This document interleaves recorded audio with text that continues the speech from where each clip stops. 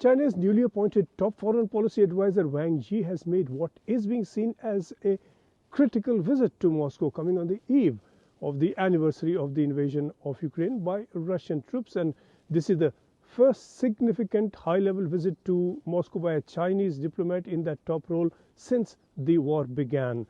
Wang had earlier visited France, Italy, and Hungary and Germany, and this visit to Moscow began significantly with a meeting with the head of Russia's Security Council, Nikolai Patrushev.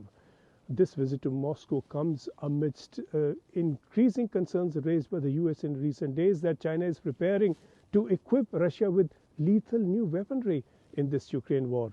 US Secretary of State Antony Blinken raised that concern directly with Wang when they met last week at the sidelines of the security conference in Berlin. Friction between the US and China has grown, particularly since the US shot down a Chinese balloon over its airspace. And on the other hand, relations between China and Russia are strengthening, and they could prove a critical factor in this war. China has signaled closer ties with Russia over recent days amidst that increasing friction with the US, and much could depend on how far China goes. Its stated positions are typically enigmatic. Wang has said that it is the US and not China sending weapons to the battlefield, but it has said it stands for global peace while engaging in war exercises with Russian troops.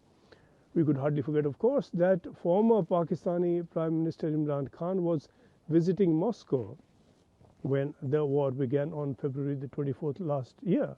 China does also have regional strategic ties with Pakistan, as we know, and we are in all approaching the anniversary amidst growing fears of escalation.